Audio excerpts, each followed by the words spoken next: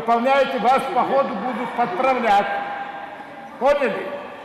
Поэтому, чтобы дисциплина была на высшем уровне. Вот.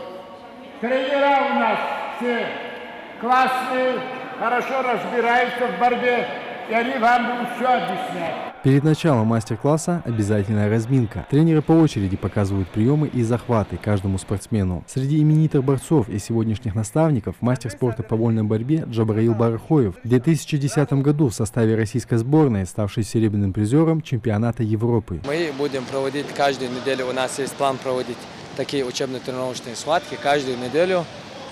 В пятницу у нас бывает традиционно день борьбы. Будем выбирать основной состав клуба, который будет выезжать на всероссийские международные соревнования, и первые и вторые составы. У нас уже есть хорошие результаты. Как мы все знаем, Юлой Муса выступил блестяще на чемпионате Европы, стал чемпионом. Есть чемпион России по дзюдо.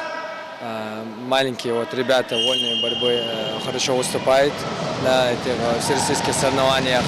Так, потихоньку уходим на новый уровень, смотрим, где, как, что лучше сделать, чтобы ребята могли реализовать себя. Подготовка к предстоящим стартам идет планомерно, под пристальным взором именитых наставников и тренеров молодежной сборной республики. Для начинающих спортсменов, да и для более опытных, подобные уроки от чемпионов – неоценимый совет и стимул. Хорошие схватки бывают, ребята обмениваются опытом, меняются пары в зале, 2-3 пары у них, а на таких сборах приезжает команда, вот здесь команды Сплиева есть, Ачулкова есть, Сдалакова, с Кантышева команда поехали уже, ребятишки есть, конкуренция есть, разные пары есть, высокие, ростом, низкие, плотные, кто на скоростях работает, кто на технику. Борцы выкладываются на всех 6 коврах зала. Глядя на тренеров, становится понятно, насколько им самим приятно окунуться в родную борцовскую стихию, в которой они так много добились. Выйти на ковер, почувствовать ритм сердец ребят при захватах.